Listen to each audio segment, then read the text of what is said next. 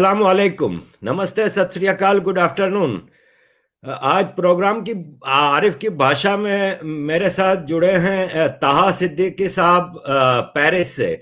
ताहा सिद्दीकी एक bold journalist हैं जो कि ट्रू नैरेटिव्स लेके आते हैं, पाकिस्तान की सियासत को, पाकिस्तान की जर्नलिज्म को बहुत बारीकी से देखते हैं और सही चीज़ों को सामने लाते हैं। और पाकिस्तान जैसे देश में सही चीज़ों को सामने लाने वालों के लिए कोई जगह नहीं रहती, तो हम लोगों को मजबूरन पाकिस्तान में या तो अपनी जान गंवानी पड़ती है या जान बचा के पाकिस्तान छोड़ना पड़ता है। फिर हम ताहा जैसे कुछ लोग हैं जो बाहर रह के भी ये जिहाद जारी रखते हैं, क्योंकि हमारी नज़र में ये एक जिहाद है कि पाकिस्तान हमारा 220 मिलियन पीपल का जो देश है वो ऑक्यूपाइड है by Pakistan corrupt and coward army. तो ताहा साहब, thank you very much for joining us. बहुत शुक्रिया आरिफ साहब, मुझे इनवाइट करने का और इस मौजू पे डिस्कशन करने का। ख़ास तौर पे हम जैसे एग्जाइल डिसिडेंट्स को अपना साथ में ज़रूर हाथ मिलाना चाहिए और हमें एक यूनिटी दिखानी चाहिए। और ये आपकी जो एफर्ट्स है इस पे मैं डेफिनेटली इसका बहुत मशहूर हूँ। थैंक यू ताहा साहब। ताहा साहब, करीमा और दीगर इश्यूज पे जाने से पहले मैं थोड़ा अपने व्यूअर्स को ये हम जानने की कोशिश करेंगे कि आप पाकिस्तान में क्या ऐसे करते रहे काम के जिसकी वजह से आपको पाकिस्तान छोड़ के परदेश में आना पड़ा। देखिए जी आरिफ साहब, बेसिकली मैं कोई मिड 2000 से रिपोर्टिंग से वाबस्ता हूँ पाकिस्तान में। लोकल मीडिया के साथ पहले रिपोर्टिंग करता था, उसके बाद फिर इंटरनेशनल मीडिया के साथ 2010 से वाबस्ता हूँ। मैंने मुख्तलिफ पाकिस्तानी मीडिया चैनल्स में पहले काम किया, लेकिन वहाँ पे जब काम किया तो वहाँ पे क्योंकि इतनी सेंसरशिप थी कि खुल के काम नहीं कर सकते थे, इंडिपेंडेंस के साथ काम नहीं कर सकते थे, तो उसकी वजह से then I had to switch to international media. 2010 में जब मैंने इंटरनेशनल मीडिया ज्वाइन किया तो उस वक्त फिर मुझे खुलकर पाकिस्तान में काम करने का मौका मिला, रिपोर्टिंग करने का मौका मिला। तो मैंने मुख्तलिफ जगहों पे मसलन कबायली इलाके हैं, बलूचिस्तान है, कश्मीर है जो आज़ाद कश्मीर सो कॉल्ड कहलाता है, या पाकिस्तान एडमिनिस्ट्रेटेड कश्मीर हम जिसको कहते हैं, उसके अलावा गिलगित बल्तिस्तान, इन तमाम इलाकों में रिपोर्टिंग की। उसके अलावा कराची, लाहौर, सिंध, पंजाब, खैबर पख्तूनख्वा के मुख्तलिफ अजला में। तो इंटरनेशनली मीडिया के लिए जब रिपोर्टिंग करना शुरू हुई तो उन दिनों ये बेसिकली 2010-11 की बात है। और इंटरनेशनल मीडिया के साथ अगर आप जब काम करें तो एक्सेस एक बहुत बड़ा इशू हो जाता है और आपको फौज से फिर एक्सेस लेने के लिए उनके पास जाना पड़ता है, क्योंकि वो उन्होंने पाकिस्तान में आपको पता है, जैसे आपने खुद जिक्र किया कि फौज एक ऑक्यूपाइंग फोर्स के तौर पे काम करती है, तो हमें एक्सेस मिलना बड़ा मुश्किल होता था इन इलाकों में। और जब हम एक्सेस अगर नहीं लेते थे, जैसे सवात अगर हम गए या कोई और ऐसे इलाकों में गए, तो वहां पर फिर फौज हमसे सवाल उठाती थी और वहां पे थ्रेट्स आना शुरू हो गई कि जी आप इंटरनेशनल मीडिया के साथ काम करते हैं लेकिन आप हमारे साथ काम नहीं करते। तो हमने तो उनको ये समझाने की कोशिश की कि हमारा आईएसपीआर से तो कोई काम लेना देना नहीं है, ना फौज से कोई लेना देना है, हमारा काम तो रिपोर्टिंग है। तो ये 2010-11 से 12 से आई वुड से जब मैं इस्लामाबाद भी मूव हुआ था तो थ्रेट्स जो है आना शुरू हो गई कि जी आप ये मिलिटेंट्स के ऊपर, हम बेसिकली मिलिटेंट्स के ऊपर मैंने बहुत काम किया, जिसमें खास तौर पे जो good Taliban bad Taliban policy कहलाती है, जिसके अंदर पाकिस्तानी जो इदारे हैं वो मुलव्विस हैं, जिस तरीके से इन मुख्तलिफ दहशतगर्द तंजीमों को सपोर्ट करते हैं। कश्मीरी दहशतगर्द तंजीमें हैं, अफगान दहशतगर्द तंजीमें हैं, उसके अलावा सुन्नी दहशतगर्द तंजीमें हैं। तो इसके ऊपर हमने काफ़ी एक्सपोज किया, काफ़ी रिपोर्ट्स बनाई, डॉक्यूमेंट्रीज बनाई। तो वहां से फिर एक सिलसिला शुरू हुआ थ्रेट्स का, और वो थ्रेट्स का सिलसिला चलते चलते 2016-17 की बात है, जब मैंने न्यूयॉर्क टाइम्स के लिए 2015 में रादर एक स्टोरी की थी, न्यूयॉर्क टाइम्स के फ्रंट पेज पे आई थी, जिसके अंदर सीक्रेट मिलिट्री प्रिजन्स के बारे में बात की गई थी और कहा गया था कि सीक्रेट मिलिट्री प्रिजन्स के अंदर किस तरीके से जो सस्पेक्टेड मिलिटेंट्स हैं उनको कत्ल किया जा रहा है और उनको मारा जा रहा है। तो वहां पे फिर मुझे इस्लामाबाद में डायरेक्ट और इनडायरेक्ट दोस्तों के जरिए, जर्नलिस्ट फ्रेंड्स के जरिए और इंटीरियर मिनिस्ट्री में कुछ मेरे कॉन्टैक्ट थे, उनके जरिए बताया गया कि मेरे खिलाफ कोई एक्शन लिया जाएगा।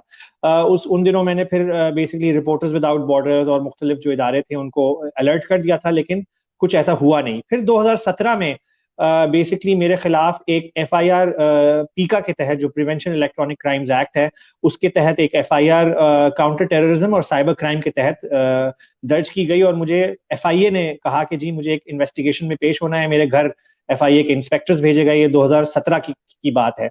इसके रिएक्शन में मैंने आसमा जहांगीर साहिबा जो उस वक्त हयात थी उनको कांटेक्ट किया और हमने एक पिटिशन दायर की इस्लामाबाद हाई कोर्ट में कि हम इसको चैलेंज करें, क्योंकि ये मुझे हरासा करने की कोशिश की जा रही थी और मेरे काम से मुझे रोकने की कोशिश की जा रही थी। ये 2017 जून का वाकया है और 2017 जून में हमने जब पिटिशन दायर की तो इस्लामाबाद हाई कोर्ट में हमारी सिर्फ एक ही हियरिंग हुई। उसके बाद वो हियरिंग पेंडिंग में चली गई और आसमा साहिबा वहां पे प्रेजेंट थी और जज ने कहा कि जी FIA बताए कि क्यों ये किया जा रहा है ताहा के साथ। तो उन्होंने वहां पे अंदर तो कुछ नहीं बोला हियरिंग के अंदर, लेकिन बाहर मुझे जो FIA का इंस्पेक्टर था उसने कहा कि जी इस तरह इशारा करके, अपने जो कंधों का इशारा करके कि जी हमें उधर से है आपके ऊपर प्रेशर डालने की बात। तो ये 2017 की बात है। फिर जून में उसके बाद 2018 जनवरी में मैं इस्लामाबाद में जब रहता था तो इस्लामाबाद से मैं जा रहा था लंदन एक काम के सिलसिले में, अपनी रिपोर्टिंग एक वीडियो फिल्मिंग मैंने की थी उसको डिलीवर करने के लिए। और वो मुझे रास्ते में मेरी टैक्सी को रोका गया, 10-12 कोई अफराद थे, उन्होंने मुझे किडनैप करने की कोशिश की, मुझे ले जाने की कोशिश की। वो तो मेरा लक था और मेरी हाजिर दिमागी थी उस वक्त कि मैं उनके उस वक्त चुंगल से आजाद होके भाग गया और एक पुलिस स्टेशन में जाके मैंने पनाह ली, वहां पे जो करीब पुलिस स्टेशन था, Koral police station.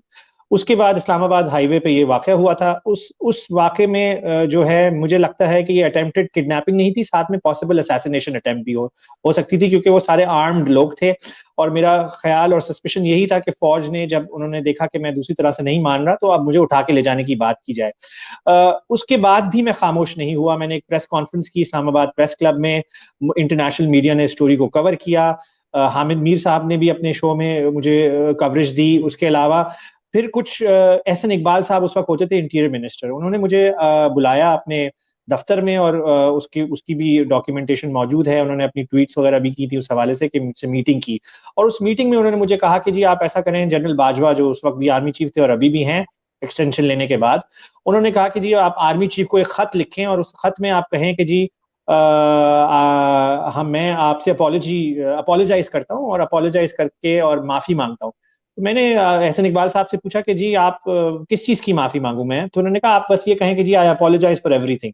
So I did not want to do that, I did not agree with that, because मैंने कुछ गलत किया नहीं था, गलत तो मेरे साथ हुआ था एक्चुअली। तो मैंने फिर उस वक्त फैसला किया फैमिली के साथ बैठ के कि कुछ अरसे के लिए शायद पाकिस्तान से हम चले जाएं और पाकिस्तान से बाहर रहते हुए अपनी जो बेसिकली स्ट्रगल है और जो जर्नलिज्म है उसको जारी रखें और सेफ्टी से में जर्नलिज्म करें। तो ये कुछ वाकयात थे जिनकी वजह से मुझे मुल्क छोड़ना पड़ा। इनिशियली जब मैंने मुल्क छोड़ने का डिसीजन लिया था अपनी फैमिली के साथ, बीवी और बेटे के साथ, तो मेरा इरादा यही था कि उस वक्त उन दिनों इलेक्शंस होने वाले थे, 2018 का वाकया था, तो इलेक्शंस हो जाएंगे तो शायद फौज जो है थोड़ी पीछे हट जाएगी और उसके बाद फिर वापस जाने का मुझे मौका मिलेगा।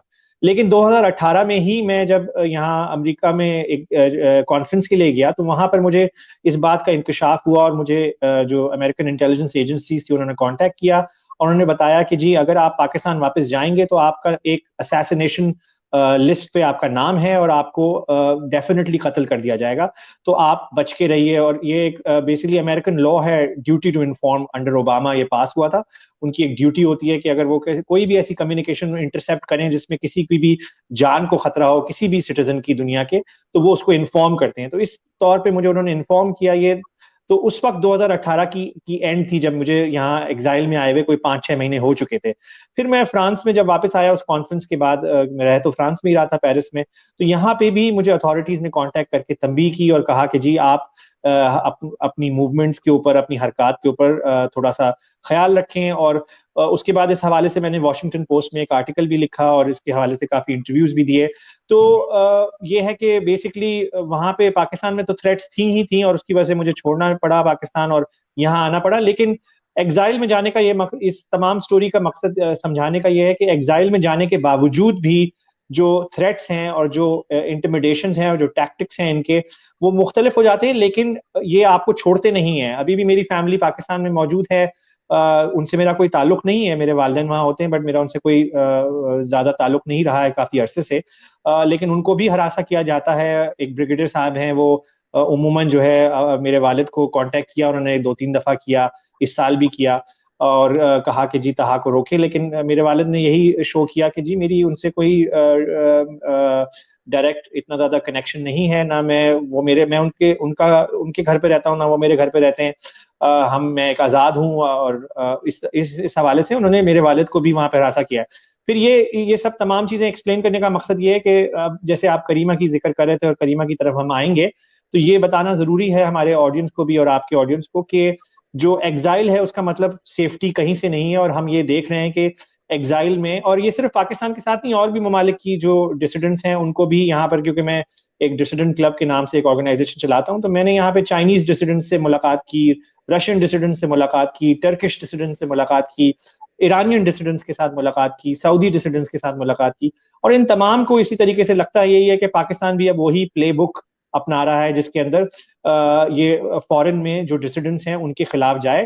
और इसमें जो सबसे बड़ी तशवीशनाक बात है वो ये है कि आप देखिए कि साजिद हुसैन बलोच, और उसके बाद फिर ये दूसरा जो जर्नलिस्ट, दूसरी जो एक्टिविस्ट हैं करीमा, ये भी बलोच। तो बलोच जो है पाकिस्तान में इस वक्त वहां पे बलूचिस्तान में चाइना का बहुत बड़ा रोल है।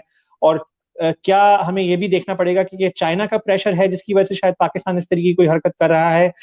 ये क्योंकि अब हमने देखा है पिछले 1-2 साल से जो बलोच डायस्पोरा है वो काफी एक्टिव हो गया है। उन्होंने पोस्टर्स लगाए, उन्होंने मुख्तलिफ, आपने देखा कि जिनीवा में पोस्टर्स लगे पाकिस्तान के हवाले से, अवेयरनेस के हवाले से कि पाकिस्तान आर्मी वहां क्या कर रही है बलूचिस्तान में। ब्रसल्स में इस तरीके से, यूके में इस तरीके से, यूएस में इस तरीके के पोस्टर्स लगे। और इसके बाद काफी शोर मचा और काफी इस बात पे निशानदेही हुई कि बलूचिस्तान में बहुत ह्यूमन राइट्स अब्यूजेस हो रही हैं और इंसानी हुकूक की खिलाफ वर्जियां हो रही हैं। तो उसके बाद से देखना लग ये रहा है कि जी पाकिस्तानी जो फौज है वो इंटरनेशनली बलोच जो डायस्पोरा है उसको खामोश करने की कोशिश कर रही है, और उसमें इस साल हमने देखा है कि तेजी आई है।